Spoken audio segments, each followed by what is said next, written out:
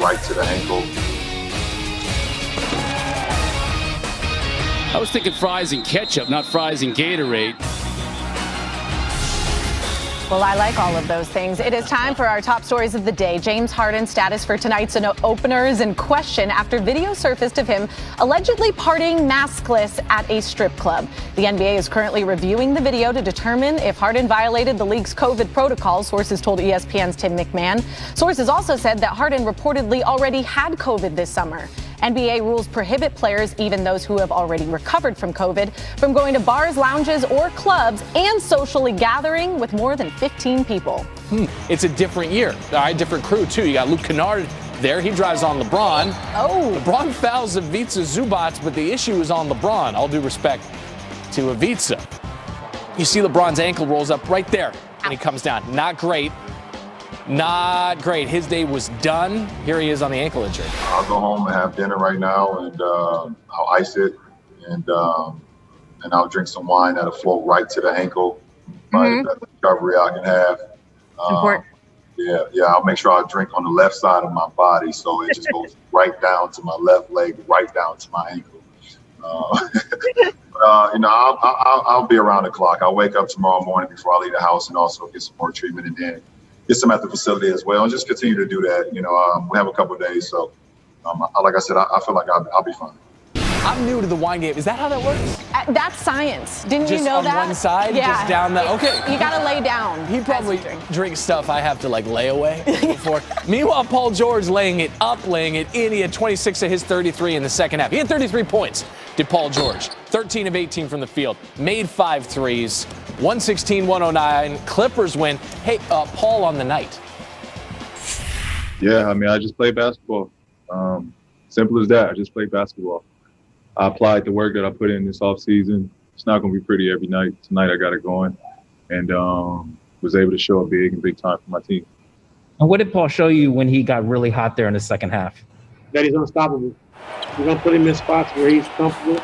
We're going to give him the ball in situations where he's used to making plays, and that's his job to do that. So with that being said, if the team, try to double team or do something different, he has to make his teammates better. So that's what we talk about with him and Kawhi, every day, is we're going to go to you guys, but you got to make guys better as well. All right, Ty Lue, a winner in his Clippers head coaching debut. AD, Bron, Kawhi. Who had Paul George as the star to steal the show in the opener? Not me. No, not struggled a few months ago in the bubble, and he had 33 points to lead everybody. He was also tied for the third most by a Clippers player in a season opener since the franchise moved to L.A. in 1984. Only Derek Smith and Sam Cassell have more.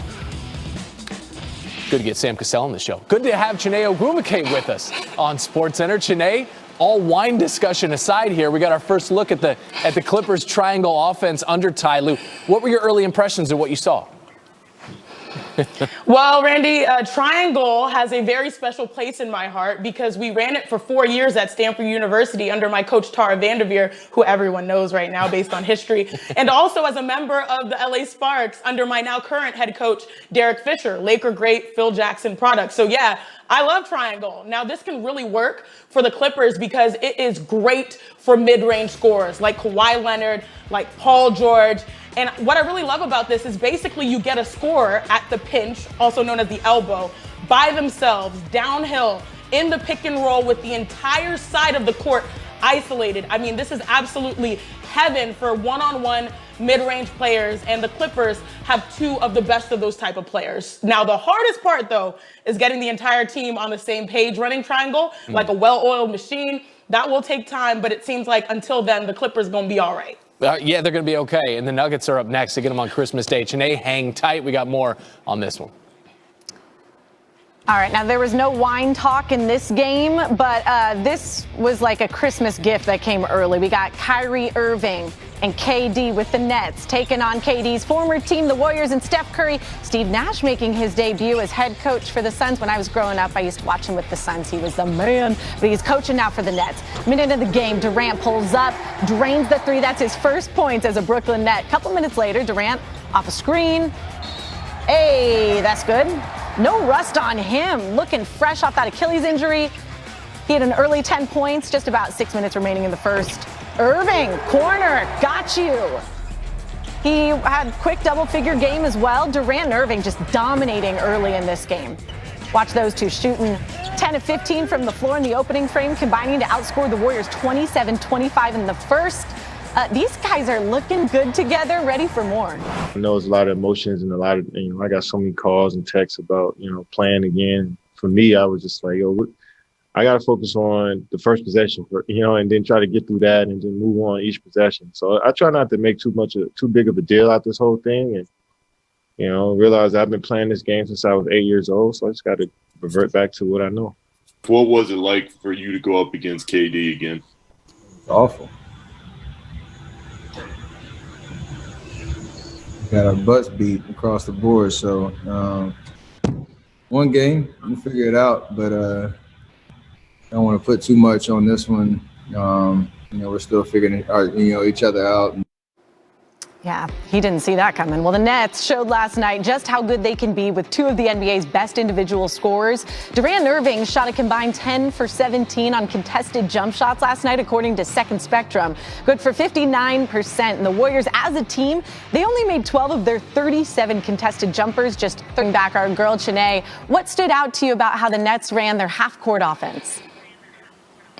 Okay, Ashley, I know it is just one game, but you can already see the vision that Steve Nash has for the Brooklyn Nets. And this little thing that will go a long way is floor spacing and ball movement. Exactly what Steve Nash, as you know better than anyone else, wanted when he had the rock in his hands when he was playing. You see, we know that Kevin Durant and Kyrie Irving are crazy, beyond talented.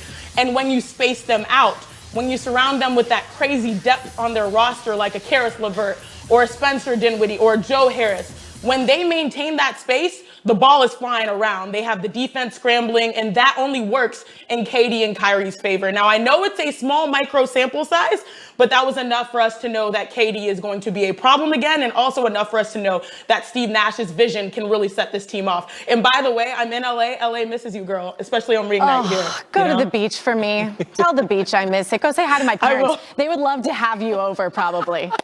Go call him. I'll give you Deb's number. Okay, so Nets looked good. Steph, not so great, along with his Warriors. Second quarter, Warriors down big. Steph throws it over. Oubre Jr. wide open for the pull-up. Air ball for the second. Curry catch in the middle of the floor. Andrew Wiggins open.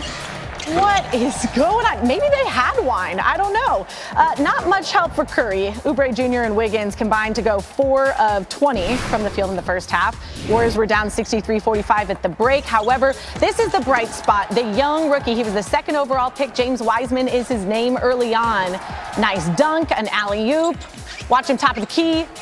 Drains the three. So Wiseman had 19.6 rebounds in his NBA debut. Ultimately, the Warriors fall to the Nets 125-99. So now, what did you see from that young rookie and the bright future he has ahead of him, Chiney? I mean, James Wiseman was a great get for the number 2 overall pick. And I've always said that one position for the Warriors that they absolutely needed to address is their center position with guys like Anthony Davis and Giannis Antetokounmpo and Nikola Jokic roaming around the league. Now, James Wiseman, he showed flashes of real potential. His athleticism is raw, but ridiculous. He's not afraid to face up and shoot the ball if necessary, or even drop one of them old school hook shots, which he missed, but I still love that he shot it. He's a rim protector. Now, it was a rough night for the Warriors overall, but 2 things actually were bright spots, as you alluded to.